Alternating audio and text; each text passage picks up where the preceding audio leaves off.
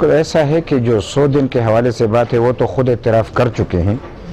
اور وہ خود بھی اپنے وزراء بھی کلیئر نہیں، وزیر اعظم بھی کلیئر نہیں، اور وزیر اعلیٰ صاحبان بھی کلیئر نہیں ہیں. وہ کوئی اور بات کر رہے، کوئی اور بات کر رہے، خود یہ سمجھ بیٹھے ہیں کہ 100 دن کا جو پروگرام تھا وہ ناکام ہو چکا ہے. تو اب خود کہہ رہے ہیں کہ 100 دن میں تو ہم صرف قبلہ درست کریں گے، یعنی پروگرام کی جو انیشیٹو ہے اس کا پروگرام ہم دیں گے، یعنی یہ مکمل پروجیکٹس نہیں ہیں.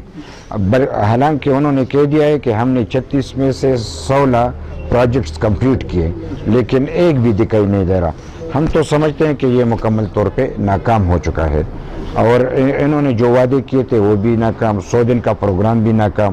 اور آخر میں صرف مرغی اور انڈوں کی بات کرنا، یہ تو کوئی تک ہی نہیں ہے. لوگوں نے ان سے کیا توقعات وابستہ کر رکھے ہیں؟ ڈالر کا مہنگا ہونا،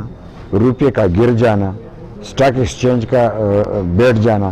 مہنگائی آسمان سے باتیں کر رہے ہیں، اور یہاں تک کہ کوئی بھی یعنی آپ ضروریات زندگی کی کوئی بھی چیز ہو وہ سب کی سب مہنگی ہو گئی، یعنی اس حکومت کی غلط ناکام پالیسی کی وجہ سے. پھر ہمارے جو پڑوس میں یعنی چین ہے وہ ہم سے ناراض ہوا، جو ہمارا سب سے بڑا اچھا دوست سعودی عرب تھا وہ ناراض ہوا.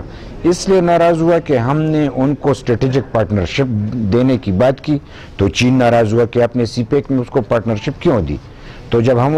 نے ان سے کہا کہ چین ناراض ہے، آپ ذرا پیچھے ہٹ جائیں، تو وہ ناراض ہو گئے، اور ہم نے ان کو ریفائنری میں حصہ دیا، اور اس طریقے سے چین اب اعتماد نہیں کر رہا. تو چین نے قرضہ نہیں دیا، سعودی عرب نے جو قرضہ دیا $1 ارب، انہوں نے کہا کہ اپنے پاس رکھو لیکن خرچ نہیں کرو. تو میں صرف مختصراً کہ انہوں نے پڑوسیوں سے بھی یعنی تعلقات اچھے نہیں رکھے، معاشی یعنی جو پروگرام تھا وہ بھی انہوں نے ٹھیک طریقے سے نہیں دیا،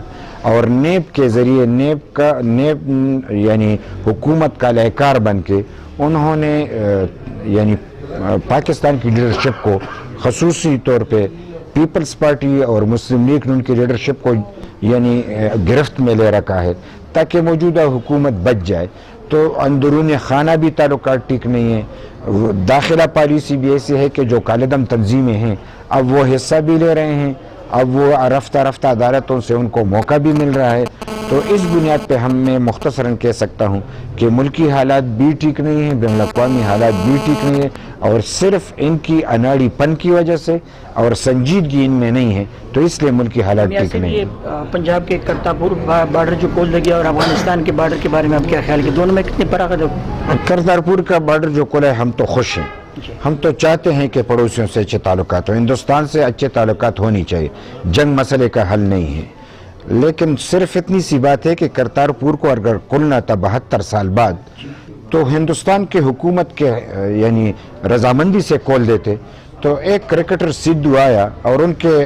کہنے پہ آپ نے کھول دیا اور سارے ہندوستان کو تم نے ناراض کیا، یہ کہاں کی عقل مندی ہے؟ تو ہم تو یہ سمجھتے ہیں کہ پاکستان کو چاہیے کہ وہ ہندوستان کی حکومت کو اعتماد ملے، اور ہندوستان کی حکومت سے ہم توقع رکھیں گے کہ اس وقت وہ پاکستان سے اچھے تعلقات رکھنے کے لیے یہ بات درگزر کریں گے، اور آئندہ کے لیے اچھے تعلقات کے لیے راستہ ہموار کریں گے. یہ سوال ضرور پیدا ہوتا ہے کہ جب ہم ہندوستان سے اچھے تعلقات پہ خوش ہوتے ہیں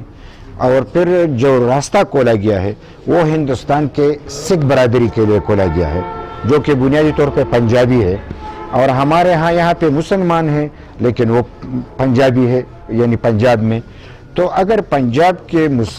یعنی مسلمان پنجابی اور سکھ پنجابی مل کے ہم خوش ہو سکتے ہیں، تو افغانستان میں تو وہاں پہ پختون رہتے ہیں، ہمارے اپنے یعنی ایک ہی خون ہے، ایک ہی آباء و اجداد کے ہم اولاد ہیں، تو اس پر بھی پختون، اس پر بھی پختون، خدا بھی ایک، رسول بھی ایک، ثقافت بھی ایک، تہذیب بھی ایک. تو کیوں نہ کہ وہاں پہ بھی بارڈر کھولا جائے اور اس طریقے سے راستے ہموار کیے جائیں. ہم تو یہی سمجھتے ہیں کہ اب وقت آ گیا ہے کہ ٹرمپ نے جو خط لکھا ہے اس خط کے روشنی میں جو کہ خلیلزاد زن میں آیا اور اس نے اس کی تفصیل بتائی، تو پاکستان کو چاہیے کہ پازیٹیو کردار ادا کرے، اور آپ دیکھ رہے ہیں کہ پازیٹیو کردار ادا کر رہا ہے اور وہ اس میں حصہ لے رہے ہیں. تو بجائے اس کے کہ وہ اس سے پیچھے ہٹ جائے، آخری دم تک پازیٹیو کردار ادا کرے تاکہ یہ امن آ سکے اور پاکستان بھی محفوظ رہ سکے. اگر ایسا نہیں ہوا تو یہ امریکہ کی طرف سے خط نہیں ہے، یہ وارننگ ہے، اور خدا نہ کرے کہ پھر ایسی صورتحال ہو جس کو ہم سنبھال نہ سکے. تو پاکستان کے حق میں ہے کہ مذاکرات ہو، افغانستان میں امن قائم ہو.